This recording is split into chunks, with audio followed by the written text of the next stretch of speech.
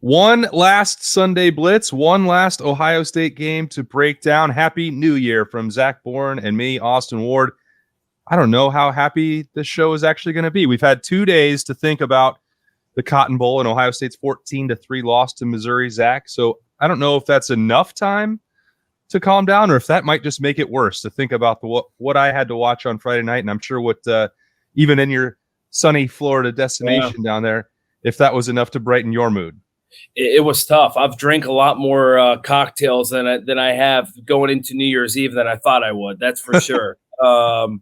Yeah, man, it was tough. I think, and I don't even know if tough's the right word to describe it. I don't think anyone can find the right word to describe it. I mean, you could even go as far as unexcusable of the performance that was put out there. And yeah, I mean, knowing that you have a month to prepare for a game, knowing that there's a lot of guys from the team that played, that were starters this year that were playing in that game. Really, you're only down 2 starters from, or I guess 3 with Kyle McCord from the Michigan game. It's just, you would, as a Buckeye fan, as a Buckeye alum, as a Buckeye player, Buckeye coach, you would just have expected a much different outcome on Friday night. You would have imagined a much different performance from some of those players. It's just a real head scratcher from that standpoint.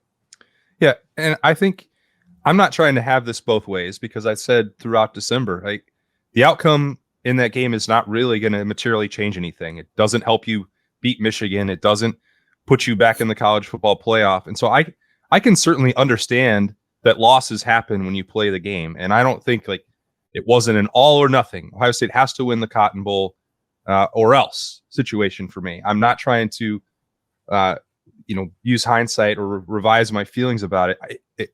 Once you got to the game, it was the way it looked that made it feel so disappointing and confusing and bewildering heading into 2024.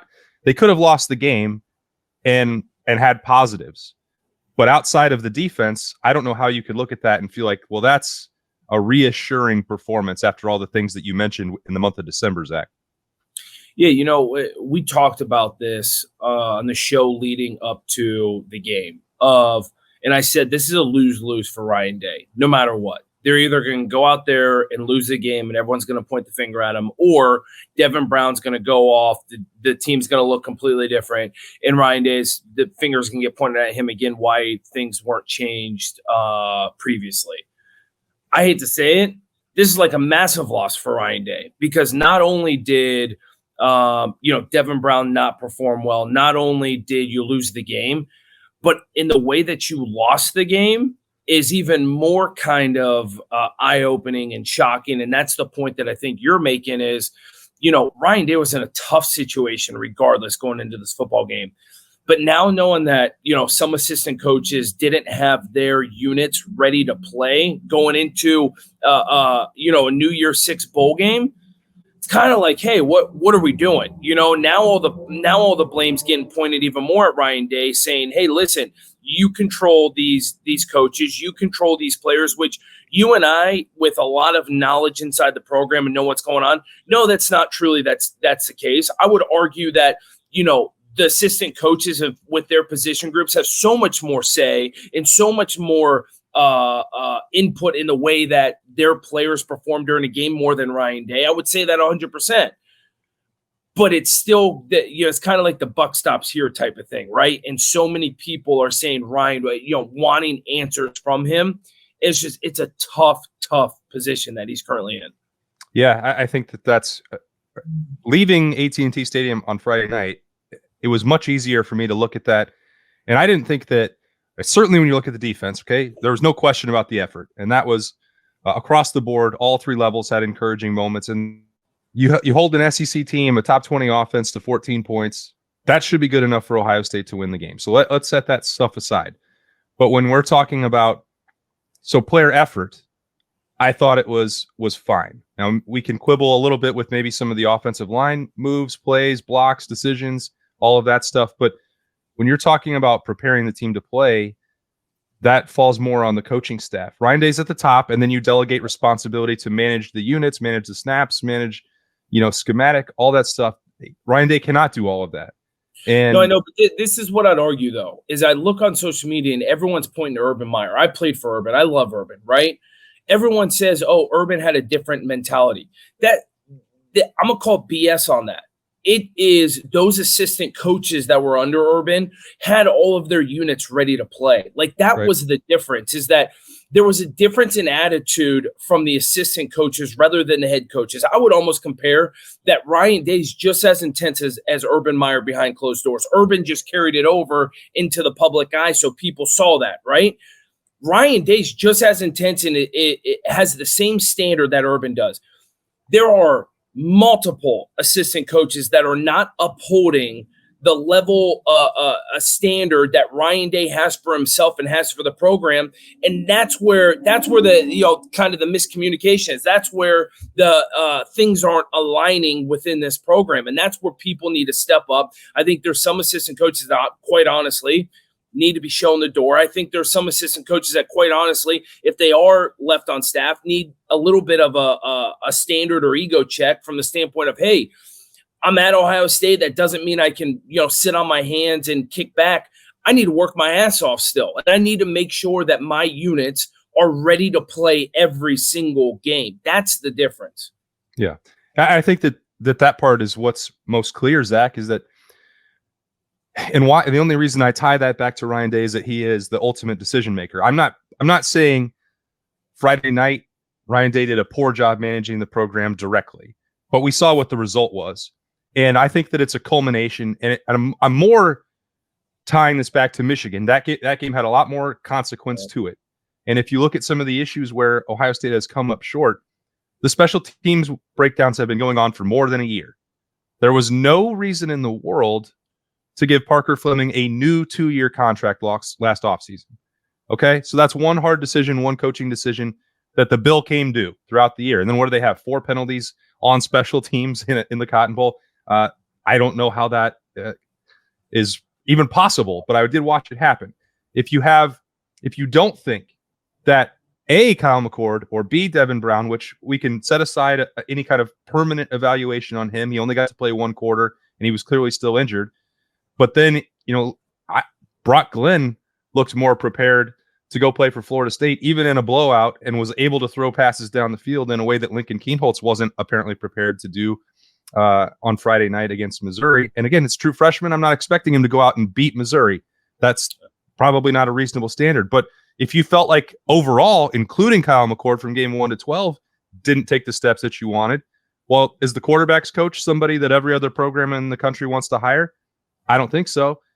So you've had multiple years of that going on. If you're tying it to signing day and you have issues closing the deal or building the depth of the defensive line, and on the field, there's literally no question Larry Johnson had those guys ready to go, and Jack Sawyer was dominant on Friday night against Missouri. But if they weren't prepared to stop the run in the second half of the Michigan game, which wound up being a lot more important. So if you've had these other retirement conversations with Larry Johnson and that continues, like, you can't keep kicking the personnel decisions down the road, because eventually this is the situation you find yourself in. And Ryan Day can fix all that. It's 2024 tomorrow, new year, new opportunity. What is that going to look like? Because it's clear that changes have to be made. And that's not just about the Cotton Bowl. That's a buildup of a lot of other issues that we've already been talking about. Well, I think we can both agree there are going to be changes, and I think it's something that maybe this program has been a little reactive instead of proactive. And I think that's probably the biggest downfall that we've seen compared to years past or past head coaches. I think changes are happening. This is kind of one of those instances, I believe, where you might be sitting at the Woody Hayes, and I don't think you're at rock bottom, but you finally have hit a point where you're like, changes need to be made. This kind of has the same feel of Clemson 2016. You get beat 31-0, kind of start looking for answers. It's like, oh, here we go. I think that was a year where Ed Warner was fired on the plane, right? On the tarmac by Urban Meyer, right? So, obviously Ryan's not going to go to that extreme, but I think that's kind of where this program is at. And so you're going to see some changes being made. You're going to see definitely, I think, a new identity from, the coaches that are getting fired, and what you're going to see transpire over the offseason into 24. And to be honest, I think this is a time where Ryan Day needs to put his stamp on this program. For so long, I think, even though he's been head coach here for 5 years, 6 years, it still has a Urban Meyer feel to it with some of the staff, with some of the way it operates. I think this is a time where Ryan Day starts to finally reevaluate, say, hey, listen, I need to make this program mine. I need to get more of my guys in here. And I know, a guy like Justin Fry is his guy. But a lot of the coaches that we're talking about, that I know you've talked about in the past with Larry Johnson, Corey Dennis, Parker Fleming, those are all Urban Meyer guys, right? Those three have been on staff since Urban Meyer basically has been here. So, I think this is a time maybe where Brian's like, hey, enough's enough. I need to mold this program the way I want it. Yeah. This is that opportunity. And we make this reminder from time to time that Ryan Day is a first-time head coach, but and so some of the stuff you learn on the fly. It is why you don't generally go to Ohio State, and that's your first opportunity. We see Marcus Freeman dealing with some of the same things at Notre Dame with coaching turnover and finding identity and putting a new stamp on it. Like, it is hard. I'm not going to pretend like it's easy, but at the same time, Ohio State fans, Ohio State alums, Buckeyes, captains like yourself, you're not going to change the standard just to allow for that. At some point, you're either going to meet it or you're not. And there's nobody that expects. I would agree. Yeah, I would agree with that. But this is where I'm going to argue. Okay, is that up until this point, I don't think the standard hasn't been upheld. Right? Like, we're talking about Ryan Day, who is the winningest college football coach of all time from a winning percentage standpoint. And, I don't know what's happened. That was going into the Michigan game. I don't know if it's changed since then, right? But that's what we're talking about.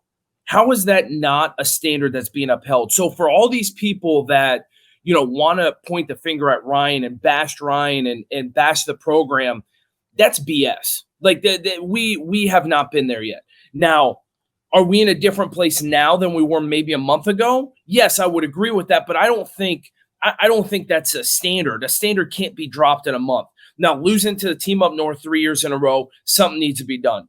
Finishing the year 0-2 for the second year in a row, something needs to be done. But to put that back on Ryan Day and say his program is shit and that the standard hasn't been upheld, get out of here with that. Like, I see Buckeye fans wanting to complain about that all the time. No way. Right?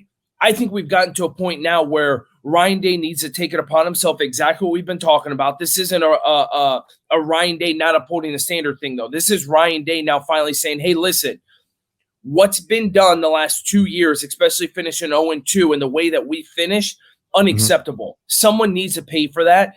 And it's literally been from position groups not performing that the way they should in these massive games. So guess what? If you don't have the coaches that get the most out of their guys in these massive games, like you see a Kirby Smart, like you see a Nick Saban, like you see some of those other coaches, now I think it's finally time for him to say, hey, listen, the standard's not being upheld by some of these assistant coaches. Now the writing's on the wall. Now it's time for us to change something, because you said it earlier on, and I've been saying it all the time. Ryan Day doesn't control 105 guys in the locker room. Ryan Day isn't controlling what those guys do in meetings on a day-to-day. Ryan Day isn't working with those guys in individual drills every single day. Ryan Day can't clone himself. There are, also, I'll ask you, how many people are on the staff? 10 full-time, and then about 50 more beyond that. Correct, right? So in all those guys, so you want to say 50 people, like Ryan, there's 50 people for a reason, because that's how many people need to be interacting with guys on a day-to-day basis. Ryan Day can't clone himself 50 times and be in all these different areas, especially when he knows, like, hey, listen, I have to be the head ball coach of a top 5 program in the entire United States, right? So it's like all this blame's coming back on Ryan Day, and I get it, understand it. But the dude is still the winningest college football coach of all time. The dude has still put out a massively successful team the last 5 years that he's been here. The dude has went to the Final Four, 3 out of 5 years? Yeah. Like, I understand he hasn't went to Indy in 4 years or whatever it is. I understand he's lost a team up north 3 years in a row. I understand he's went 0-2 the last 2 years. I get it. I see those facts just as well as everyone else does. But at some point, This falls on the assistant coaches and not Ryan Day, and we're at that point. Those assistant coaches, what you saw Friday night, that was a pure display of assistant coaches not having their position groups ready to play. That was not a play calling issue. Even though you had, who would have known that Devin Brown's going down first quarter? It was not a play calling issue. That was not anything schematically that Ryan Day could have done. It was simply people not performing on the offensive side of the football. That is a direct reflection of their position coach and having them ready to play. Yeah. All right. I think we've made that point very clear about what needs to happen heading into 2024. Zach, did Friday night influence your thinking at all about what might need to happen at quarterback for Ohio State? I know it's a small sample size and it's probably unfair, and I think that's what makes it more complicated. Yeah, that's what's so hard, right? And I've thought about this a lot. I've thought about this a lot after the game, the past 48 hours. Everyone wants to say yes, that should change our opinion. We should go get someone in the portal.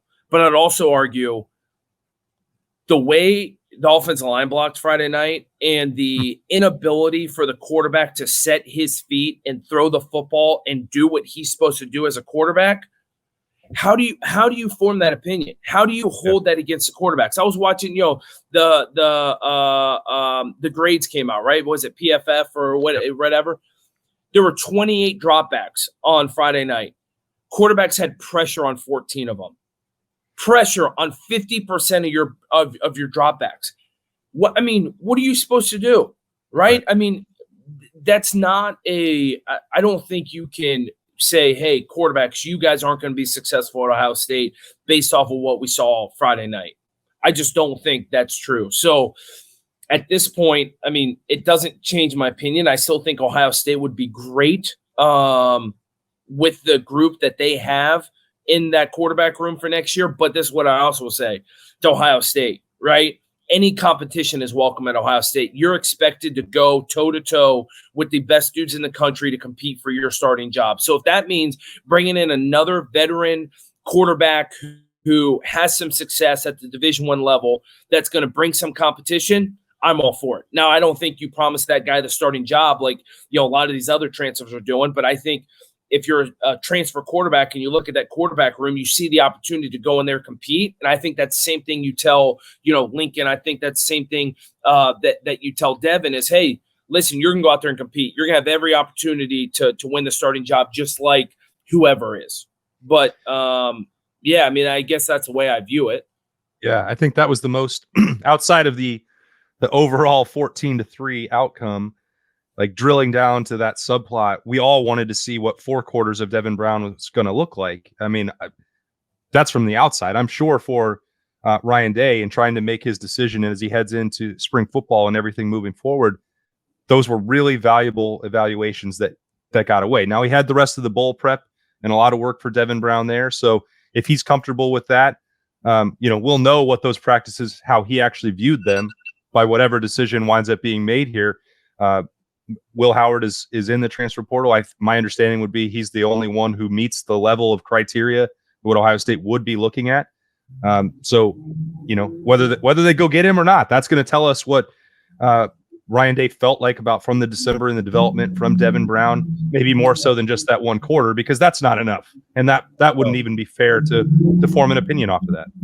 No, I agree. And another thing that I'm just going to touch base on, because I see it all the time, it makes me want to go crazy on social media, is all the people that are saying Aaron Nolan's going to walk in and be the starting quarterback. Like, don't put that pressure on that kid. Don't have those expectations from that standpoint. It is next to almost impossible for any quarterback to come in as a true freshman and play. So I think every Buckeye fan, I know the coaches, everyone should have the mindset of, hey, listen, this next year Aaron Nolan's learning, right? If he can get in some games where we're blowing teams out, great. Is he going to be the starter this year? No, right? And so people need to get that out of their head that they think, Aaron Nolan's going to come in and be the savior and be the next coming of, CJ Stroud. It doesn't work like that. Don't put the pressure on the kid. Don't have those expectations, because everyone's going to be let down if that's what you're thinking going into 24. I can't believe 2024 is here. The season and the whole calendar year now a wrap.